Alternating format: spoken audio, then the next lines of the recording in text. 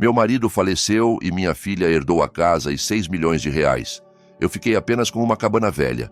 Então ela me expulsou de casa gritando: "Vai morar com os porcos, velha pobre." Dias depois, o que encontrei na cabana deixou-a em choque. Fico feliz por você estar aqui. Acompanhe minha história até o fim e comente de que cidade você está me vendo. Assim, poderei saber até onde minha história chegou. Meu nome é Joana e tenho 56 anos. Durante 30 anos, pensei que conhecia minha família. Pensei que amor e lealdade significavam algo. Até o dia em que meu marido morreu e descobri o quanto estava enganada. A leitura do testamento aconteceu no escritório do advogado Mendes, um homem idoso com óculos que escorregavam pelo nariz enquanto lia os documentos. Eu estava sentada numa cadeira de couro desgastada, com as mãos entrelaçadas no colo, tentando controlar o nervosismo. Minha filha Ana estava ao meu lado, vestida com um elegante vestido preto que eu não me lembrava de tê-la visto usar antes. Sua postura era rígida, expectante. "Bem", começou o advogado Mendes pigarreando, "vou proceder à leitura dos últimos desejos de Roberto Silva." Meu coração batia forte. Roberto e eu estivéramos casados por 25 anos. Trabalhamos juntos para construir uma vida, uma casa, um futuro. Naturalmente, presumi que tudo seria dividido de forma justa ou que talvez a maior parte ficasse para mim, considerando que Ana já tinha uma carreira bem-sucedida como advogada. A minha querida esposa Joana leu Mendes e eu me endireitei. "Deixo a cabana na Estrada do Pinheiro, juntamente com todo o seu conteúdo." Franzi a testa. A cabana era uma estrutura velha e deteriorada que Roberto herdara de seu pai anos antes. Nunca fizemos nada com ela porque precisava de muitos reparos. "A minha amada filha Ana", continuou Mendes, "deixo a casa da família na Rua das Acácias, todas as contas bancárias, investimentos e a soma total de 6 milhões de reais. O mundo parou. 6 milhões de reais. A casa onde vivi por 25 anos. Tudo o que construímos juntos. Ana recebeu tudo. E eu, uma cabana que estava caindo aos pedaços. "Deve haver um erro", murmurei, minha voz mal saindo. Ana virou-se para mim com um sorriso que não alcançava os olhos. "Não há erro, mãe. O pai sabia o que estava fazendo." O advogado Mendes me olhou com algo parecido com compaixão. "Os termos são muito claros, dona Joana. Seu marido foi muito específico sobre seus desejos." Saímos do escritório em silêncio. O sol de abril parecia brilhante demais, quase cruel. Durante a viagem de volta para casa, Ana não disse uma palavra, mas eu podia sentir sua satisfação emanando como o calor de um forno. Naquela noite, enquanto preparava o jantar como fizera por décadas, Ana finalmente falou: "Mãe, precisamos conversar sobre os arranjos de moradia." Deixei a faca na tábua de cortar. "Que arranjos?"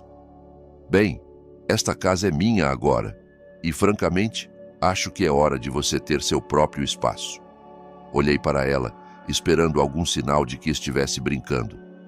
"Ana, esta é minha casa há 25 anos. Foi aqui que construí minha vida com seu pai." "O pai não está mais aqui", disse ela friamente. "E esta casa é minha agora. Você tem a cabana." "A cabana não tem eletricidade, Ana, nem água encanada. O telhado está desabando." Ela deu de ombros, como se meus problemas fossem triviais. "Então você terá que consertá-la, não é? Olha, não quero que isso fique desagradável. Dou-te uma semana para arrumar suas coisas." Senti como se tivesse levado um tapa. "Uma semana?" "Uma semana", repetiu ela, e então acrescentou com um sorriso gélido: "Considere isso uma oportunidade para a independência, mãe. Você sempre disse que queria mais tempo para si mesma." Os dias seguintes foram um turbilhão de confusão e dor. Embalei minhas coisas pessoais, as fotos de família, as roupas que couberam em 2 malas. Ana supervisionava tudo como um falcão, garantindo que eu não levasse nada que ela considerasse valioso. "Isso não", disse ela quando tentei pegar o conjunto de louça que minha mãe me dera. "Isso veio com a casa. Era da minha mãe, Ana, e agora faz parte da minha herança." No último dia, enquanto carregava minhas malas no meu velho Fiat, Ana saiu de casa. Usava um vestido de grife novo e joias que eu não reconheci. Espero que entenda que isso não é pessoal, mãe, disse ela, mas seu tom sugeria o contrário. O pai obviamente tinha suas razões para fazer isso. E quais você acha que foram essas razões? Component placement, perguntei, com a voz tremendo levemente. Ana se aproximou de mim e por um momento pensei que talvez, finalmente, mostrasse alguma compaixão. Em vez disso, sua expressão endureceu. Talvez porque ele finalmente percebeu que você sempre foi um fardo, sempre dependendo dele, nunca contribuindo realmente. Talvez ele quisesse garantir que eu, que realmente fiz algo com minha vida, tivesse o que merecia. Suas palavras me atingiram como balas. Ana, eu sacrifiquei minha carreira para criar você. Deixei meu emprego para ser dona de casa porque você e seu pai queriam assim. Ninguém te obrigou a fazer nada, mãe. Essas foram suas escolhas. Entrei no carro com as mãos trêmulas. Ana ficou na entrada, observando enquanto eu me afastava da única casa que conheci como adulta. Quando cheguei à cabana, o sol estava se pondo. A estrutura parecia ainda pior do que eu lembrava. A tinta descascava, havia janelas quebradas e a escada da varanda balançava perigosamente. Mas era tudo o que eu tinha. Naquela primeira noite deitada no chão sobre um cobertor velho, olhando as estrelas através de um buraco no telhado, chorei como não chorava desde criança. Não só pela perda do meu lar, mas pela perda da filha que pensei conhecer. Como chegamos a isso? Como a menina que criei, que amei incondicionalmente, se tornou alguém tão cruel. Mas enquanto as lágrimas secavam em minhas bochechas e a floresta silenciosa me cercava, uma pequena faísca de algo acendeu em meu peito. Não era raiva. Ainda não. Era determinação. Se Ana pensava que eu me renderia, que me quebraria, estava muito enganada. Ela não tinha ideia do que me esperava naquela cabana velha e aparentemente inútil.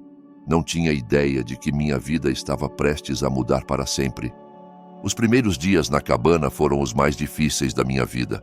Sem eletricidade, eu dependia de velas e uma lanterna velha que encontrei numa gaveta empoeirada. Sem água encanada, precisava caminhar meio quilômetro até um poço que ainda funcionava, carregando baldes que pesavam mais a cada dia.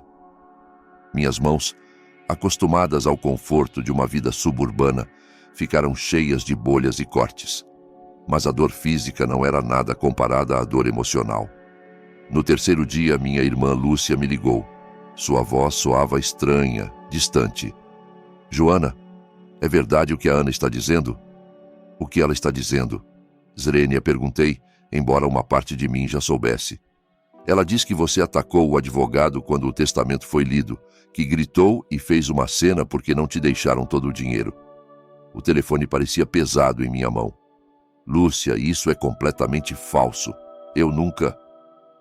Ela também diz que você tem assediado ela, exigindo dinheiro, ameaçando contratar um advogado para contestar o testamento.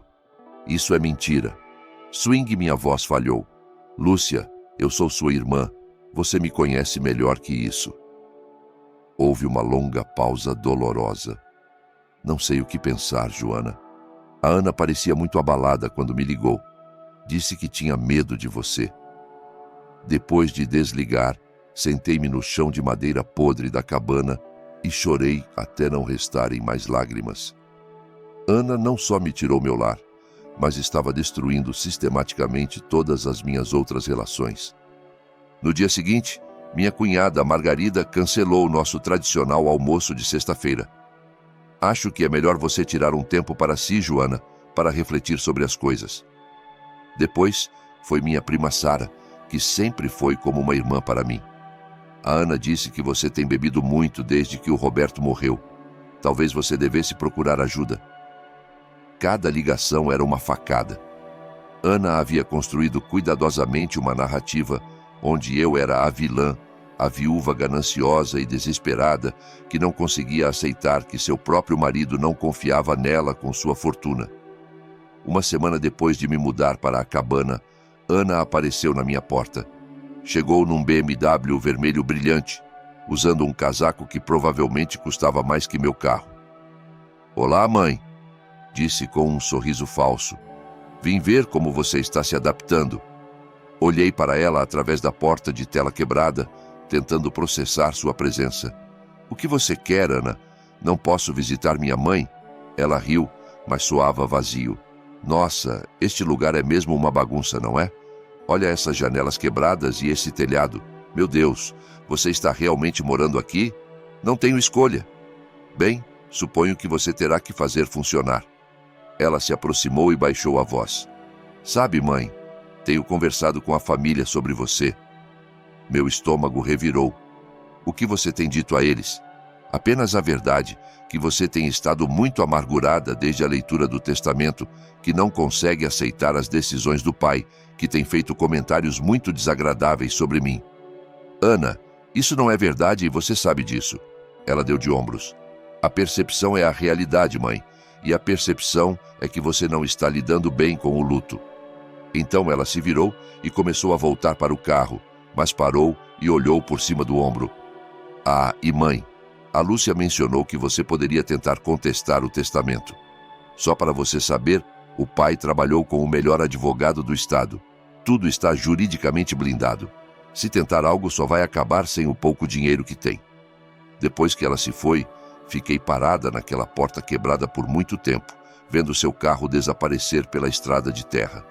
A realidade da minha situação me atingiu como uma avalanche.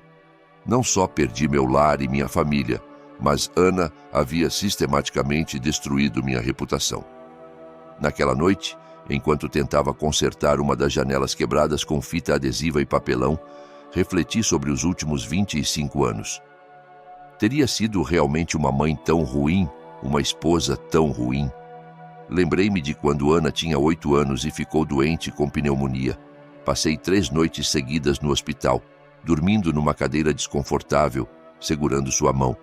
Lembrei-me de todas as peças escolares a que assisti, todos os projetos de ciências que ajudei a fazer, todas as noites que fiquei acordada esperando ela chegar em casa quando era adolescente. Lembrei-me de quando Roberto perdeu o emprego em 1998 e eu voltei a trabalhar como secretária para sustentar a família. Lembrei-me de como deixei esse emprego quando ele encontrou um melhor, porque ele disse que era importante ter alguém em casa para Ana. Essas coisas significaram algo para ele? Para Ana? Ao que parecia, não. 2 semanas depois de me mudar, meu vizinho mais próximo, o Sr. Almeida, veio me visitar. Era um homem mais velho que conhecia Roberto há anos. Joana, disse, tirando o boné. Lamento muito pelo Roberto e lamento mais ainda pelo que está acontecendo com você. Obrigada, Sr. Almeida. Vivo aqui há 40 anos, continuou ele, e conheço o valor desta terra. Seu marido era um homem inteligente, muito inteligente. Não entendi o que ele queria dizer na hora, mas suas palavras ficaram comigo.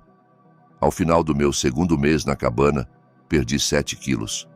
Minhas mãos estavam calejadas e ásperas, meu cabelo perdeu o brilho e novas rugas apareceram ao redor dos meus olhos. Mas havia algo mais. Havia uma dureza no meu olhar que não existia antes. Numa manhã, enquanto varria os destroços da varanda, encontrei uma chave estranha parcialmente enterrada sob tábuas soltas. Era diferente de qualquer chave que eu já vira, pesada e com um design intrincado. Segurei-a sob a luz do sol, girando-a entre os dedos. Para que porta seria essa chave? Numa cabana que eu achava conhecer de ponta a ponta, encontrei algo completamente novo. Naquela noite, enquanto as velas tremeluziam ao meu redor e a floresta rangia lá fora, examinei a chave mais de perto. Tinha pequenos símbolos gravados que eu não conseguia decifrar, e algo me dizia que não era uma chave comum. Pela primeira vez em meses, senti algo que não era desespero ou tristeza. Era curiosidade. E sob essa curiosidade, havia algo mais perigoso: esperança. Eu não sabia então que aquela pequena chave de bronze mudaria tudo. Não sabia que minha vida de exílio estava prestes a se transformar em algo completamente diferente. Algo que daria a Ana uma surpresa que ela nunca viu chegar. A obsessão pela chave me consumiu por dias. Carregava-a no bolso enquanto fazia as tarefas diárias de sobrevivência: coletar lenha, buscar água, tentar consertar as goteiras do telhado. Toda noite, sob a luz das velas, Eu a examinava, tentando decifrar seu propósito. Os símbolos gravados pareciam familiares, mas eu não conseguia lembrar onde os vira antes. Eram pequenos, delicados, como se feitos por um artesão habilidoso. A chave em si era pesada, feita de um metal que não parecia bronze comum. No quarto dia após encontrá-la, decidi inspecionar a cabana mais sistematicamente. Durante os meses que estive lá, estive tão ocupada tentando sobreviver que não explorei realmente. Agora, com a chave como motivação, comecei a procurar qualquer fechadura, compartimento ou esconderijo que pudesse corresponder. Comecei pelo porão, um espaço úmido e cheio de teias de aranha que eu evitara até então. Armada com minha lanterna e uma determinação renovada, desci as escadas de madeira que rangiam ominosamente sob meu peso. O porão era maior do que eu esperava, estendendo-se sob toda a estrutura da cabana. As paredes eram de pedra bruta e o chão era de terra compactada. Num canto, havia uma pilha de caixas velhas cobertas de poeira. Em outro, ferramentas enferrujadas penduradas em ganchos na parede. Foi então que a vi. Uma pequena porta de metal embutida na parede dos fundos, quase escondida atrás de uma prateleira velha. Meu coração disparou enquanto me aproximava.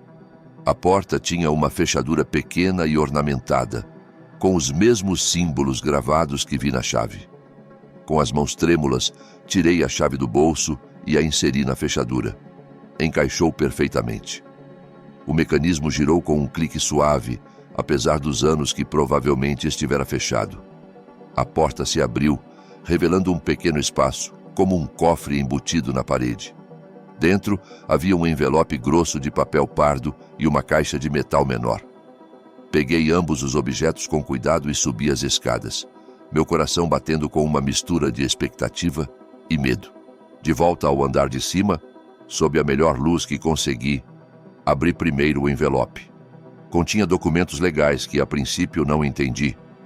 Escrituras de propriedade, mapas topográficos e papéis com selos oficiais do Estado.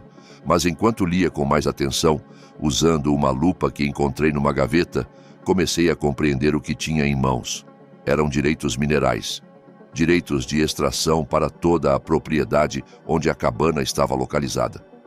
E não apenas para o pequeno terreno que eu podia ver, mas para 80 hectares de floresta que se estendiam pelas colinas. Minha respiração acelerou enquanto lia os documentos.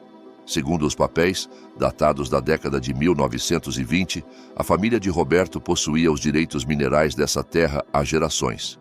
Mas, mais importante, havia um relatório geológico recente, datado de apenas 2 anos antes da morte de Roberto. O relatório indicava depósitos significativos de quartzo de alta qualidade, além de possíveis veios de pedras semi-preciosas. Mas o que me deixou sem fôlego foi a última página. Uma oferta de compra de uma empresa mineradora pelos direitos de extração. 5 milhões de reais. A oferta fora feita 6 meses antes de Roberto morrer, mas segundo uma nota manuscrita na margem, ele a recusara. Vou esperar o momento certo, escrevera com sua letra familiar. Com as mãos tremendo violentamente, abri a pequena caixa de metal. Dentro havia uma carta selada com meu nome escrito na letra de Roberto. Minha querida Joana, começava a carta. Se você está lendo isso, significa que encontrou o que deixei para você. Espero que a Ana não tenha sido cruel demais, mas conhecendo a natureza dela, provavelmente foi. Tive que parar de ler para enxugar as lágrimas que começaram a cair sobre o papel. Sei que você deve estar se perguntando por que fiz as coisas assim, continuava a carta. Por que dei a casa e o dinheiro para a Ana, enquanto deixei para você esta cabana que parece não valer nada?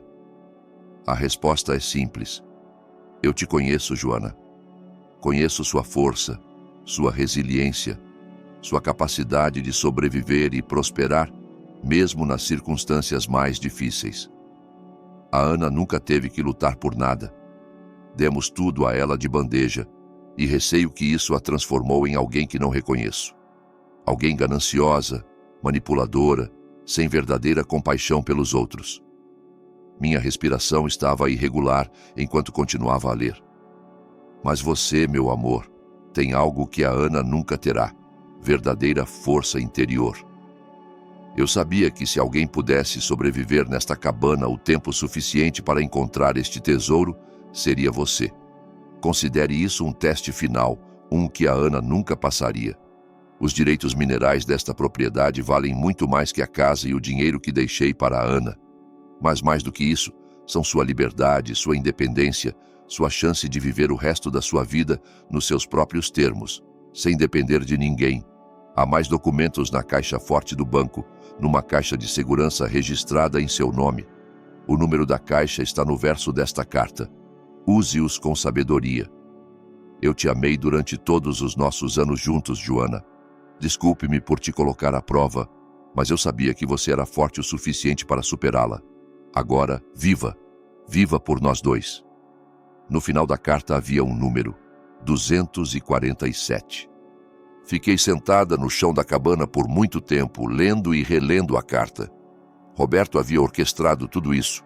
O testamento que parecia tão cruel, tão injusto, na verdade, fora sua maneira de me proteger da Ana e, ao mesmo tempo, me dar algo que ela nunca poderia tocar. Mas havia algo mais em suas palavras que me fez sentir uma mistura de amor e dor. Ele me conhecia o suficiente para saber que eu sobreviveria a este teste. Mas também conhecia Ana o suficiente para saber que ela me trairia. Há quanto tempo ele sabia que nossa filha era capaz de tamanha crueldade, quando ele viu a pessoa em que ela se tornara? Naquela noite, pela primeira vez em meses, não me senti desesperada. Não me senti abandonada ou traída. Senti algo que havia esquecido como era: poderosa. Ana pensava que me destruíra, pensava que havia vencido, que finalmente se livrara da mãe que considerava um estorbo. Mas ela não tinha ideia do que eu realmente herdara. Não tinha ideia de que sua crueldade fora exatamente o teste que Roberto esperava que ela falhasse. No dia seguinte, dirigi até o banco na vila.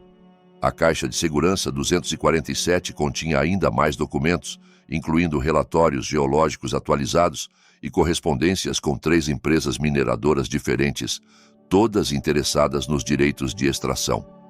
A oferta mais recente, datada de uma semana antes da morte de Roberto, era de 7 milhões de reais. Enquanto dirigia de volta para a cabana, não conseguia parar de pensar em Ana, provavelmente na casa que costumava ser minha, gastando o dinheiro que pensava ser sua grande vitória. Ela não sabia que sua mãe, a mulher que tratara como lixo, acabara de se tornar milionária. Mas ainda não era o momento da revelação. Primeiro, eu precisava decidir exatamente como queria usar esse novo poder. Uma coisa era certa: Ana subestimara gravemente a mulher que a criara. Os dias seguintes foram um turbilhão de pesquisa silenciosa. Decidi não fazer nada precipitado. Roberto fora meticuloso em seu planejamento e eu seria igualmente cuidadosa na execução. Primeiro, contatei um advogado diferente, um da cidade vizinha que não conhecia Ana. O Sr. Pereira era um homem mais velho, especializado em direitos minerais e transações de terras. Quando lhe mostrei os documentos, seus olhos brilharam com interesse profissional. Dona Joana, disse ele, ajustando os óculos para examinar melhor os papéis. Isto é extraordinário. Seu marido tinha uma documentação impecável aqui. Esses direitos minerais são legítimos e completamente separados de qualquer outra herança. O que isso significa exatamente? Significa que, embora sua filha tenha herdado a casa e o dinheiro, esses direitos minerais são completamente independentes. Estão especificamente em seu nome e não podem ser contestados ou reclamados por ninguém mais. Senti uma onda de alívio. E as ofertas das empresas mineradoras? Pereira sorriu. Muito legítimas. Na verdade, conheço 2 dessas empresas. Elas têm excelentes reputações. Mas, Dona Joana, antes de tomar qualquer decisão, recomendo que faça uma avaliação geológica independente. Os preços das pedras semipreciosas subiram significativamente nos últimos anos. Seguindo seu conselho, contratei um geólogo independente para avaliar a propriedade. O Dr. Martim Reis era um homem na casa dos 50 anos, com barba grisalha e olhos que brilhavam de entusiasmo quando falava sobre rochas e minerais. Durante 3 dias, vi-o caminhar pela minha propriedade com equipamentos estranhos, coletando amostras, fazendo medições. Enquanto isso, continuei com minha rotina diária, mantendo a fachada da mulher abandonada que lutava para sobreviver numa cabana em ruínas. Ao mesmo tempo, comecei a observar mais de perto o comportamento de Ana. Não era difícil obter informações sobre ela numa vila pequena. As pessoas falavam, especialmente no correio e no supermercado. O que ouvi me chocou, embora talvez não devesse. Essa Ana Silva está gastando dinheiro como se não tivesse fim, murmurou Dona Clara na fila do supermercado. Comprou 3 carros novos no último mês, 3, e essa viagem à Europa que ela está planejando, acrescentou sua amiga. 2 meses nos melhores hotéis. Deve estar custando uma fortuna. Minha sobrinha trabalha na joalheria do centro, continuou Dona Clara. Diz que a Ana esteve lá 4 vezes, comprando colares e pulseiras que custam mais que meu salário anual. Ouvi essas conversas com crescente fascinação. Ana estava fazendo exatamente o que Roberto previra, desperdiçando o dinheiro sem nenhuma consideração pelo futuro. Uma semana depois, o Dr. Reis me entregou seu relatório. Seu sorriso era ainda mais largo que antes. Dona Joana, sua propriedade é literalmente um tesouro. Os depósitos de quartzo são extensos e de alta qualidade, mas isso não é o mais emocionante. O que mais você encontrou? Ametista. Muita ametista de qualidade gemológica e algo ainda melhor. Turmalina verde. As amostras que encontrei sugerem depósitos significativos. Eu não sabia muito sobre pedras preciosas, mas a expressão do Dr. Reis me dizia que isso era bom. Muito bom. Que valor estamos falando? Zrenia, perguntei. Conservadoramente, eu diria que os direitos de extração podem valer entre 10 e 15 milhões de reais. Possivelmente mais, se os depósitos de turmalina forem tão extensos quanto suspeito. 15 milhões de reais, 3 vezes mais que o que Ana herdara, e isso sendo conservador. Naquela noite, enquanto jantava minha comida simples à luz de velas, não pude evitar sorrir. Roberto sabia exatamente o que estava fazendo. Ele transformara minha aparente humilhação na maior vitória da minha vida. Mas minha pesquisa não parou por aí.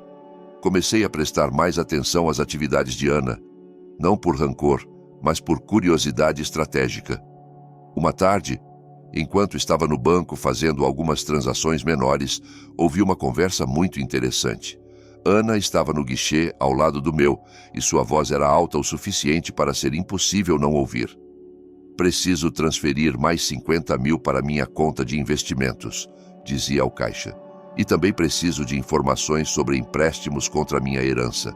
Tenho algumas despesas grandes chegando. Empréstimos contra sua herança. Isso significava que ela já estava gastando mais dinheiro do que tinha disponível imediatamente. Depois que ela saiu, esperei alguns minutos antes de me aproximar do mesmo caixa. Era jovem, provavelmente novo no emprego, e parecia um pouco sobrecarregado. Com licença, disse com minha voz mais maternal, mas a mulher que acabou de sair não é a Ana Silva? Acho que pode ser minha parente. Oh, sim, a dona Ana tem estado muito ocupada ultimamente com todas as suas transações. Transações? Bem, eu não deveria falar dos assuntos de outros clientes, disse ele, mas então se inclinou para a frente como se fosse compartilhar uma fofoca suculenta. Mas entre nós, nunca vi alguém gastar dinheiro tão rápido. Saques grandes quase todos os dias. Essa era uma informação valiosa. Ana não estava apenas gastando o dinheiro de Roberto, mas o fazia a um ritmo insustentável. Algumas noites depois, enquanto revisava os documentos de Roberto pela enésima vez, encontrei algo que passara despercebido antes. Uma pequena nota, escrita na margem de um dos relatórios geológicos mais antigos. A Ana nunca teve paciência para as coisas que realmente importam. Sempre quis gratificação imediata. Joana, por outro lado, entende o valor de esperar o momento certo. Roberto entendera nossa filha melhor do que eu imaginava.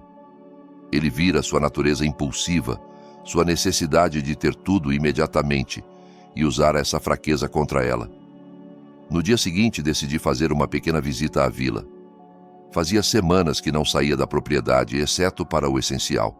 Mas agora estava curiosa para ver como Ana estava lidando com sua nova riqueza. Encontrei-a na loja de roupas mais cara da vila, experimentando um casaco que provavelmente custava mais do que eu gastara em roupas nos últimos 5 anos. O que acha deste? Component placement, perguntava a vendedora, girando diante do espelho. É para minha viagem a Paris no próximo mês. Fica linda em você, dona Ana, respondeu a vendedora. E temos sapatos que combinam perfeitamente. Da minha posição atrás de uma arara de cachecóis, pude observar Ana sem ser vista. Seu comportamento era revelador. Ela comprava compulsivamente, escolhendo os itens mais caros sem nem perguntar o preço. Era como se estivesse tentando compensar algo, como se o dinheiro pudesse preencher um vazio que ela nem sabia que tinha. Quando saiu da loja com 3 sacolas grandes, seguia a uma distância discreta. Sua próxima parada foi uma agência de viagens, onde passou mais de 1 hora planejando o que parecia ser férias extremamente extravagantes. Depois disso, foi ao escritório de um corretor de imóveis.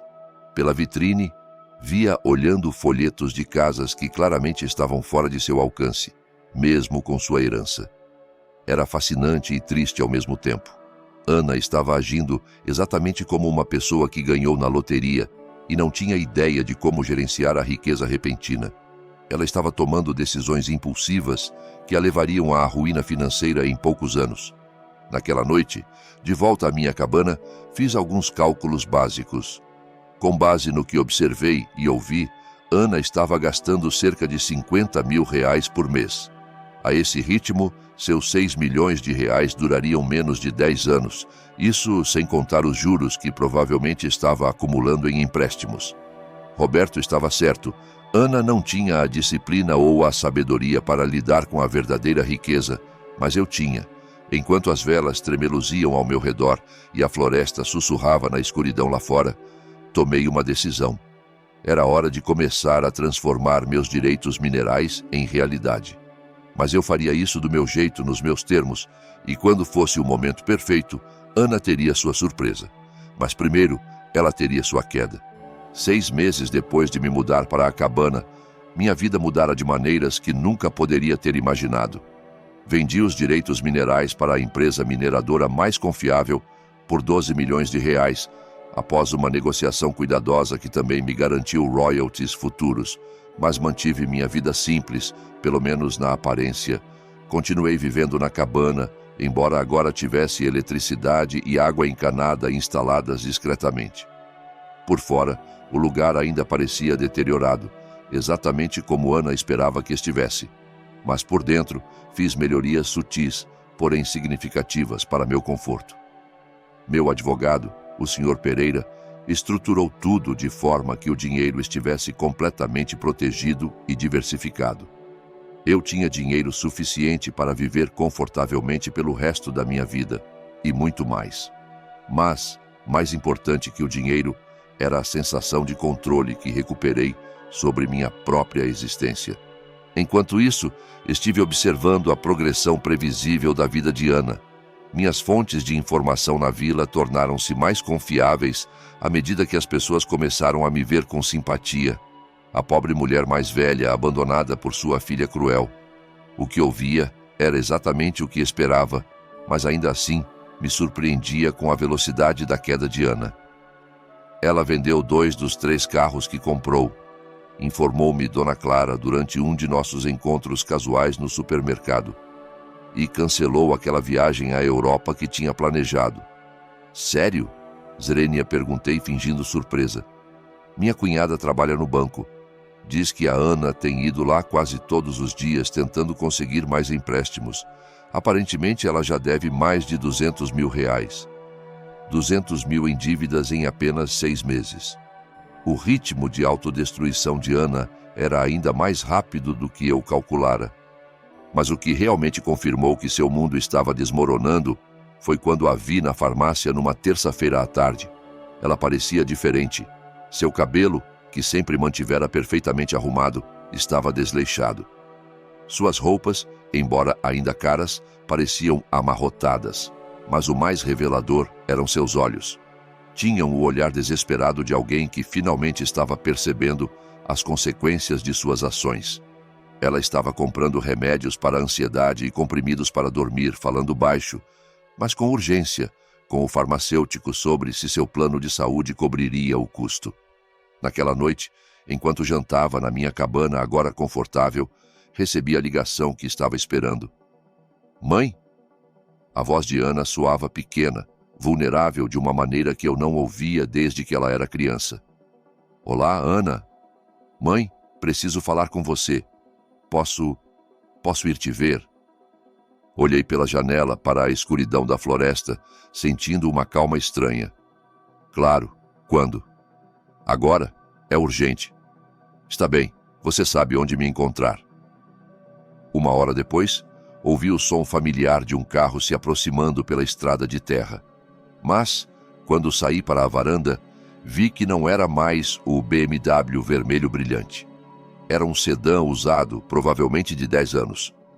Ana saiu do carro lentamente, como se cada movimento lhe custasse esforço. Quando se aproximou da luz da varanda, vi que ela estivera chorando. Mãe, começou com a voz falhando. Cometi erros terríveis. Não respondi imediatamente. Apenas fiquei lá, observando-a, lembrando todas as vezes que ela veio até mim com problemas quando era mais jovem e como essas visitas cessaram completamente quando ela se casou e decidiu que não precisava mais de mim. Quer entrar? Zrenia perguntei finalmente. Ela assentiu, e eu a guiei para dentro da cabana. Preparei chá, como se soubesse que essa conversa estava chegando. Ana sentou-se na cadeira que coloquei para visitas, olhando ao redor com olhos que pareciam ver o lugar pela primeira vez. Não é tão ruim quanto pensei, murmurou. Você fez melhorias. Fiz o que pude. Ela ficou em silêncio por um longo momento, torcendo as mãos no colo. Finalmente olhou para mim. Mãe, estou em apuros. Apuros sérios. Que tipo de apuros? Dinheiro. Eu devo muito dinheiro. Mais do que posso pagar. Quanto? 400 mil reais. Sua voz era quase um sussurro. Pensei que tinha mais tempo. Pensei que o dinheiro do pai duraria para sempre. Mas fiz investimentos estúpidos. Comprei coisas que não precisava. Gastei sem pensar. Olhei para ela, essa mulher que fora meu bebê, minha pequena menina, e que se tornara alguém que eu mal reconhecia. Mas agora, sentada na minha humilde cabana, despojada de toda a sua arrogância anterior, eu podia ver um vislumbre da menina que ela costumava ser. E o que você quer que eu faça? Zrenia, perguntei suavemente. Preciso da sua ajuda, mãe. Sei que não mereço, sei que fui horrível com você, mas você é a única família que tenho. Lágrimas começaram a rolar por suas bochechas, e por um momento, meu coração amoleceu. Essa era minha filha, afinal.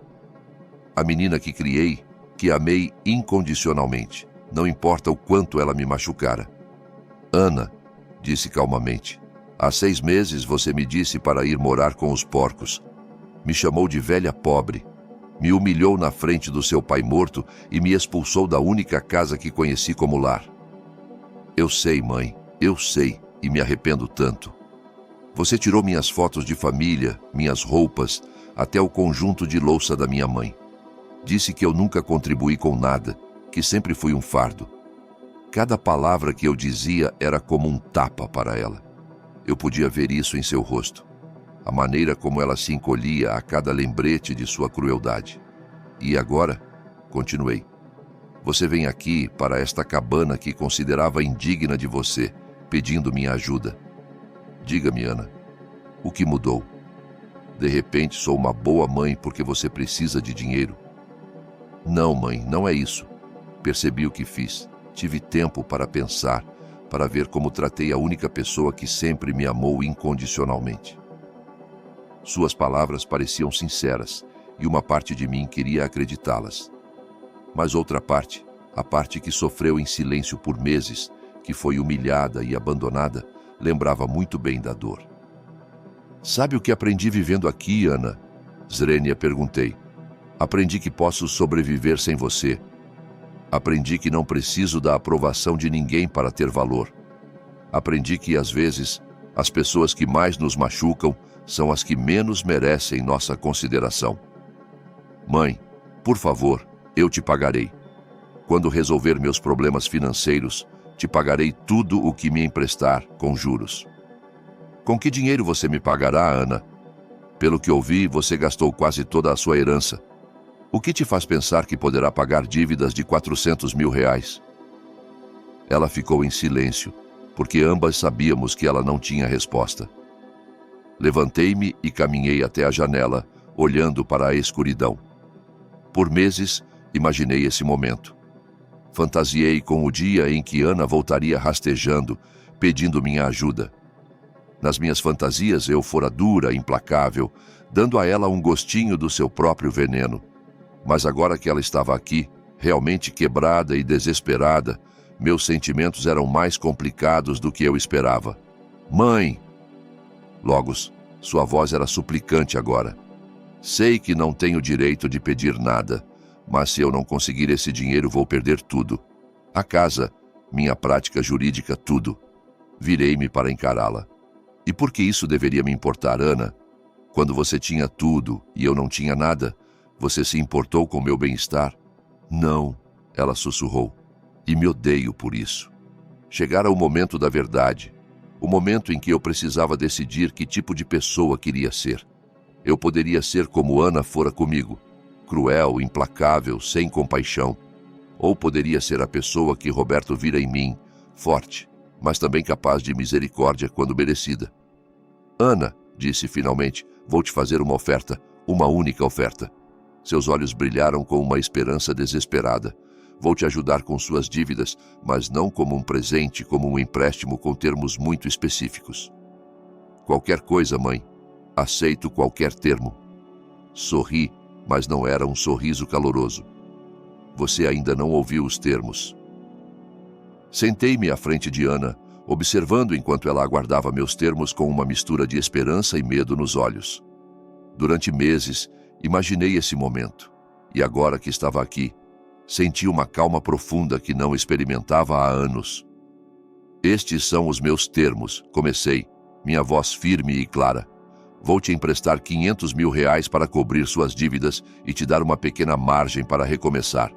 Mãe, isso é mais do que eu esperava. Eu levantei a mão para silenciá-la. Não terminei. O empréstimo será a 5% de juros anuais, a ser pago em 10 anos. Isso é mais generoso que qualquer banco. Ela assentiu ansiosamente. Aceito. Claro que aceito. Mas há mais condições. Durante os próximos 5 anos você trabalhará para mim. Virá aqui todos os sábados e me ajudará com as tarefas de manutenção da propriedade, a limpeza, o que for necessário, sem reclamações, sem desculpas. Vi seu rosto mudar ligeiramente, mas ela assentiu. Está bem. E toda vez que vier, você me tratará com respeito. Nada de comentários desdenhosos ou condescendentes a que me acostumaste. Você me tratará como a mãe que sempre fui, não como o estorbo que decidiu que eu era. Sim, mãe. Finalmente, disse, levantando-me e caminhando até minha escrivaninha. Quero que você escreva uma carta, uma desculpa completa por tudo o que me fez. Não para mim, mas para seu próprio crescimento. E quero que a leia em voz alta para toda a família na próxima reunião de Natal. Ana empalideceu. Mãe, isso é humilhante. Humilhante? Olhei-a diretamente nos olhos. Você acha humilhante ter que se desculpar por humilhar sua própria mãe? Por me expulsar do meu lar e espalhar mentiras sobre mim para toda a família? Ela baixou o olhar envergonhada. Não, você tem razão. Eu farei. Bom, então temos um acordo. No dia seguinte, transferi o dinheiro para a conta dela.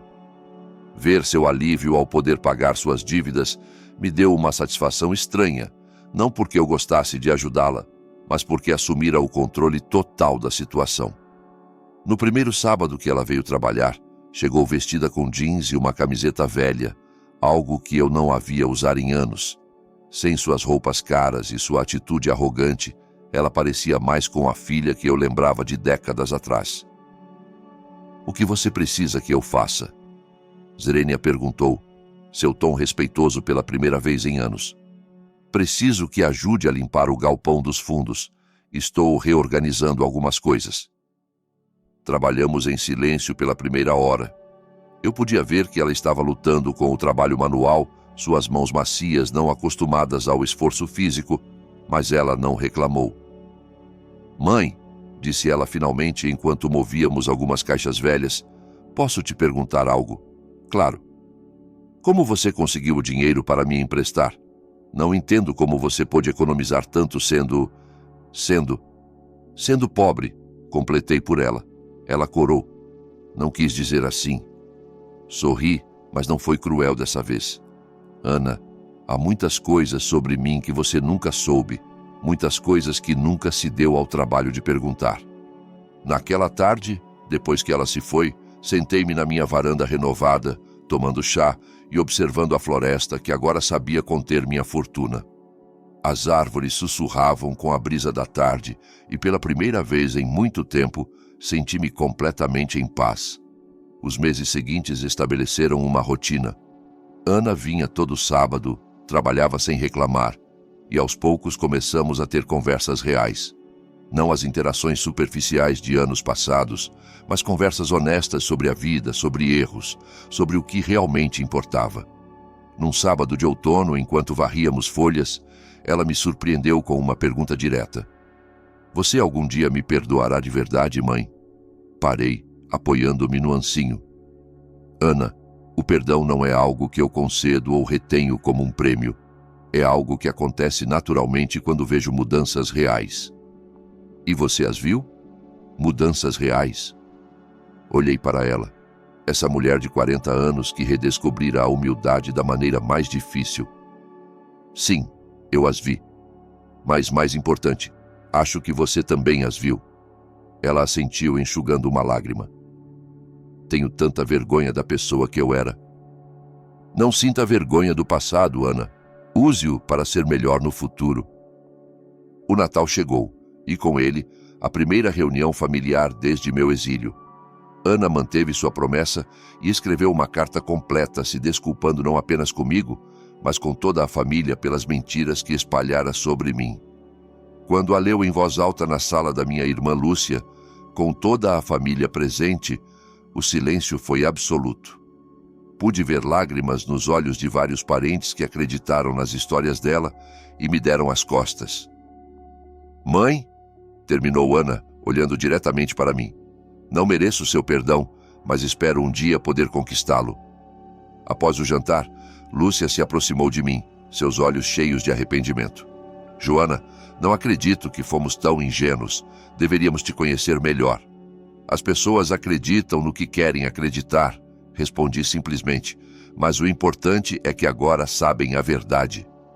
Naquela primavera, exatamente 1 ano após encontrar a chave na cabana, tomei uma decisão importante. Chegara a hora de revelar minha verdadeira situação, mas faria isso do meu jeito. Comprei uma casa linda nas colinas, com vista para o vale onde cresci. Não era ostentosa, mas era elegante, confortável e totalmente minha. Quando Ana chegou para seu sábado habitual de trabalho e encontrou a cabana vazia com um bilhete a direcionando para meu novo endereço, seu choque foi total. Mãe, disse ela ao chegar à minha nova casa, o que é tudo isso? É meu lar, respondi simplesmente, meu verdadeiro lar. Mas como? O dinheiro que me emprestou? Sua situação financeira? Sorri, convidando-a para entrar na cozinha espaçosa onde preparei chá. Ana, lembra da cabana que você achava que não valia nada? Pois é, seu pai sabia de algo que nem você nem eu sabíamos no início. Aquela terra continha direitos minerais muito valiosos.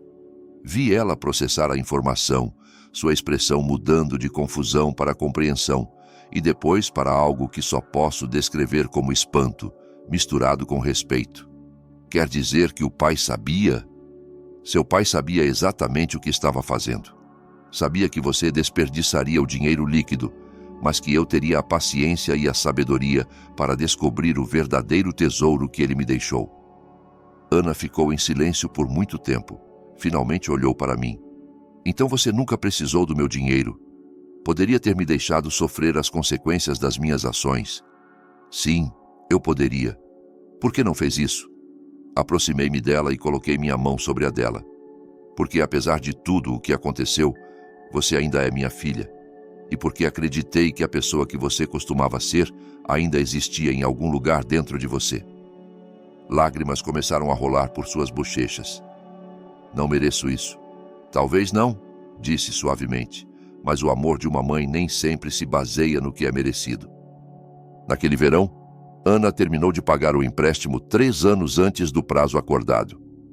Ela reconstruíra sua prática jurídica com uma abordagem completamente diferente, especializando-se em ajudar famílias em crise financeira. Dizia que era sua forma de retribuir. Mãe. Disse-me um sábado enquanto trabalhávamos juntas no meu novo jardim. Você já se perguntou o que teria acontecido se o pai tivesse dividido tudo igualmente desde o início? Pensei na pergunta dela enquanto plantava rosas ao longo da entrada. Acho que seu pai nos conhecia melhor do que nós mesmas, respondi finalmente. Sabia que eu precisava aprender que podia sobreviver sozinha. E sabia que você precisava aprender que dinheiro sem sabedoria é inútil. E acha que aprendemos? Olhei para minha filha, não mais a mulher arrogante e cruel que fora, mas alguém que descobrira a humildade e a gratidão da maneira mais difícil. Pensei na minha própria jornada, da mulher devastada que fora expulsa de seu lar, a mulher independente e próspera que era agora.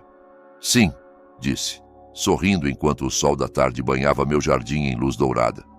Acho que finalmente aprendemos. Naquela noite, enquanto estava sentada na minha varanda, observando as luzes do vale abaixo, refleti sobre o ano extraordinário que passara. Perdi uma família que me dava como garantida e ganhei o respeito de uma filha que aprendera a me valorizar. Meu telefone tocou, interrompendo meus pensamentos. Era Ana. Mãe, só queria te dizer boa noite e obrigado. Por quê? Por não desistir de mim, por ver algo em mim que eu não podia ver. Depois de desligar, fiquei sentada na quietude da noite, sentindo-me mais completa do que me sentira em anos. Roberto estava certo. Eu era mais forte do que qualquer um pensava, inclusive eu mesma. E às vezes, a maior vitória não é obter o que você quer, mas descobrir que já tinha tudo o que precisava para ser feliz. Agora me diga, de que cidade você está acompanhando minha história? Quero saber até onde ela chegou.